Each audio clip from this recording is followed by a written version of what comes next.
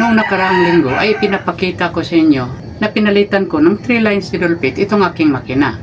At pinangako ko sa inyo, itatahi ko ito ng mga makapal na tatahiin at ipapakita ko sa inyo. Iyon naman ang layunin ko sa pagpalit ng needle plate para hindi tayo mahirapan sa pagtatahi ng makapal na tatahiin kung ang needle plate ng ating makina ay naka 3 lines na. Dahil ang 3 lines needle plate ay may malaking butas. At ang original na needle plate nito ay 2 lines lang. Walang ibinibinta sa tindahan na ganitong uri ng makina na naka 3 lines needle plate. Kaya kung gusto nyo itong itatahi ng makapal, palitan nyo itong needle plate. At ito na ang pinangako sa inyo nung nakaraang linggo. Susubukan natin itahi ito ng makapal sa ngayon at ipapakita ko sa inyo. Pero bago pa natin ito gawin, pakilala na tayo.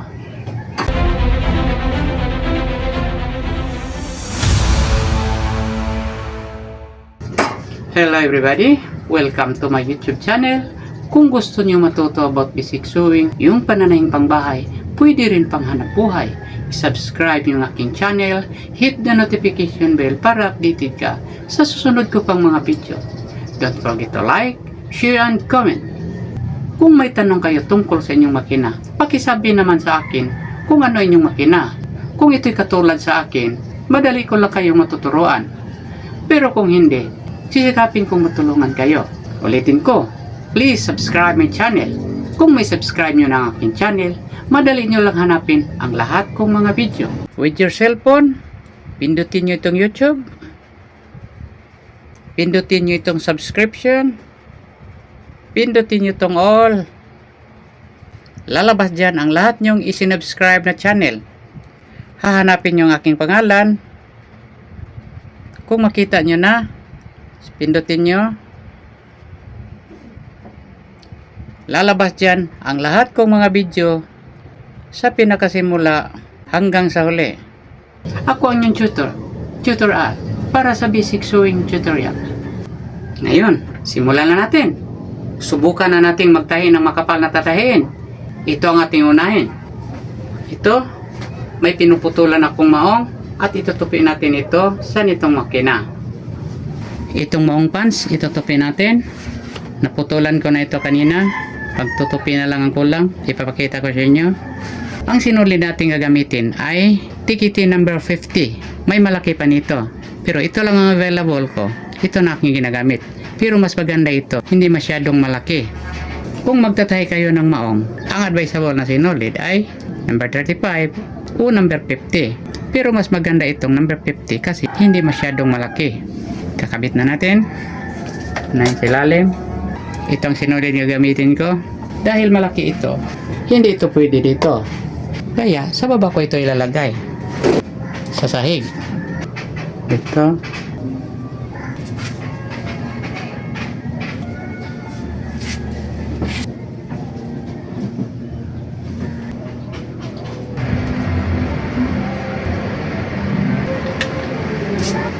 Ngayon, itutupin natin itong pantalon na to. Napuputulan ko na ito. Ang pagtutupi na lang ang kulang. Gawin natin ngayon. Dito tayo magsimula sa rugtungan. Sa pagtatahi nyo dito, lalo na sa rugtungan, pagdaan nyo dito, sabay tulak kasi makapal ito. Kung hayaan nyo na lang ang makina sa pagtatakbo, halos hindi ito katakbo. Kaya sabay tulak natin. At dito, pagbaba nito, itulak nyo sa inyong daliri pababa. Ayan.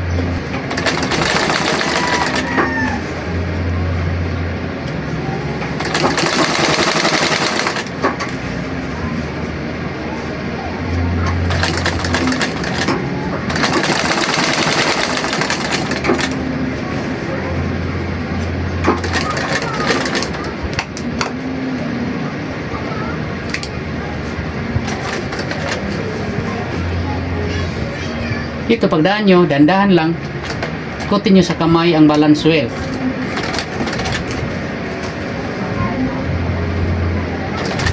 Yun ang sinabi ko sa inyo, kailangan pa rin ang ating skill, paano gagamitin ang ating makina.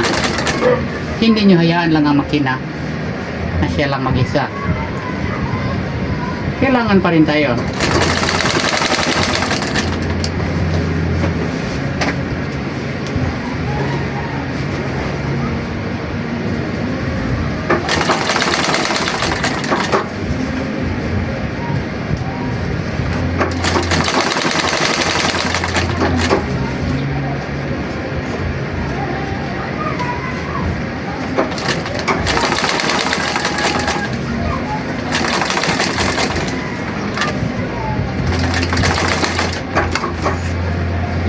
Tapos ang unang paa, sa pangalawa naman tayo. Ganon pa rin, magsimula tayo sa dugtungan.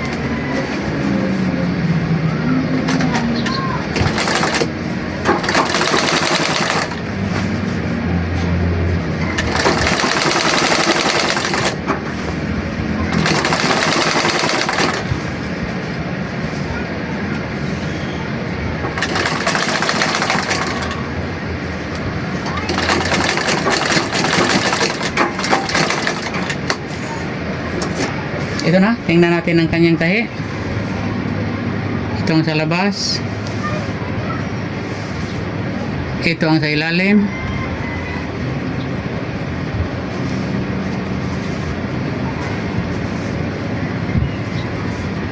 Okay naman. Alam nyo ba kung ilang patong ito ng maong dito? Dalawa ito at dinagdagan ng isa ay 3. Tapos itinutupi natin ito ng pangalawa. Pangunang tupi ay nagiging 6. At tinutupi ng pangalawa, nadagdagan namang 3. Kaya nga, nagiging 9. May ipapakita naman ako sa inyo. Itong tahi na to, parang dulo din sa pantalon. Itong style sa pagtatahi nito ay balot. Kaya, ang dulo nito ay may 12 patong. Bibilangin natin. Ito ang kanyang dulo na hindi pa tinutupian. Bibilangin natin. Makiilang patong ito. 1, 2, 3, 4. May 4 na patong. Tapos itutupi natin ng ganyan. At madagdagan naman ito ng 4. Nagiging 8 na ito. Tapos itutupi naman natin ng ganyan. Nadagdagan naman ng 4. So, nagiging 12 na ito. Napakakapal na nito. Itutupi na natin. At madadaanan natin ito.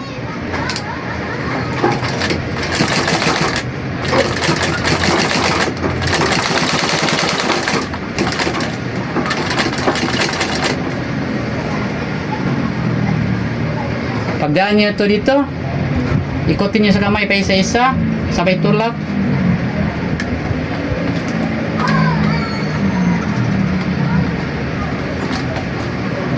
Angatin mo konti ang kanyang pressure pot at itulak ninyo mga isang hakbang.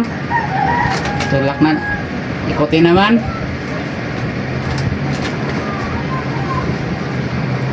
Pagdating dito, sa pababa ng kanyang pressure pot, itulak nyo dito, gano'n.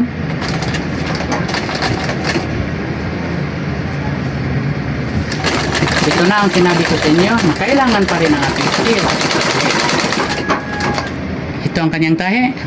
Pagdaan dito, sa may 12 patong, ito, ulitin natin.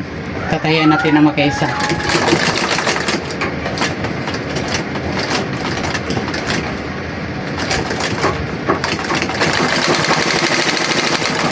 Na? Tandaan nyo, ang ating sinulid ay number 50 at ang ating karayom ay number 21 para sa napakakapal na tatahiin. Masubukan natin na itahi ito ng makapal na maong. Ito naman, ipapakita ko sa inyo gaano ito kalakas. Susubukan ko itong itahi ng plywood. Itong kahoy na to, plywood, galing ito sa luma kong kabinet.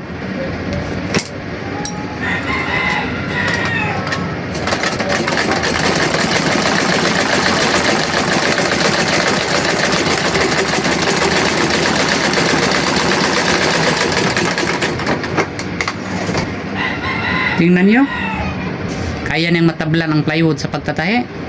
Sa ilalim naman. Ito. Ulitin natin. Pang isa.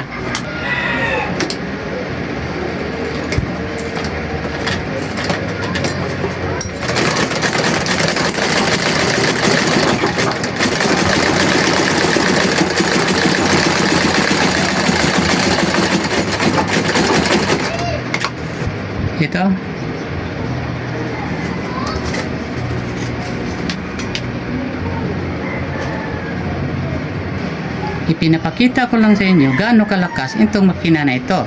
Kaya niyang tumatahi ng plywood. Ito pa, susubukan ko ito. Nasusubukan ko na ito kanina, pero hindi ko napapakita ko sa inyo, kaya ngayon ipapakita ko sa inyo. Sinusubukan kong gagawin itong 12 rin, pero hindi ito kakasya dito. Napakakapal. Ang siyam lang ang kasya dito. Bilangin natin. 1, 2, 3, 4, 5,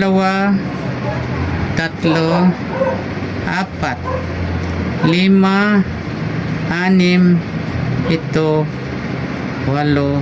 10. Siyam na patong sa napakakapal na maong. Susubukan nating tatahiin.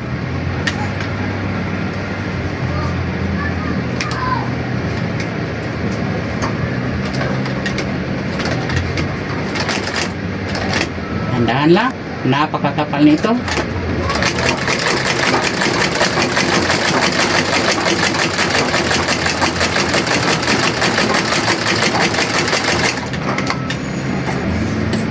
Isa pa. Ngayon, naipakita ko na sa inyo gaano kalakas itong makina na pinalitan ko ng 3 lines needle blade. Pwedeng-pwede ito itahi sa mga makapal na tatahiin. Pero sa sinabi ko na, kailangan pa rin yung skill paano ito gawin. At itinuturo ko na rin sa inyo yon. Palagi nyo lang panoorin ang aking mga video para matutunan nyo ang lahat kong itinuturo sa inyo. Kaya kung nangailangan kayo ng makina, kahit pang bahay lang, okay na itong makina to. Ito lang makina na to ang ini-introduce ko dahil affordable lang ang presyo nito.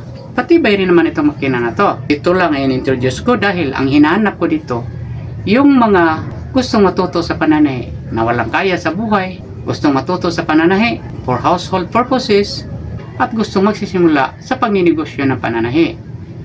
Kaya kung gusto nyo matuto sa pagtatahi pero wala pa kayong makina, pag-ipunan na ninyo. 35 pesos bawat araw, sa isang taon, makabili na kayo ng makina. Kaya patuloy lang kayo sa panonood ng aking video para may matutunan pa kayo. Sana'y natutunan nyo ang itinuturo ko sa inyo. Ako ang inyong tutor, Tutor Al, para sa basic sewing tutorial. Good luck, good health, God bless.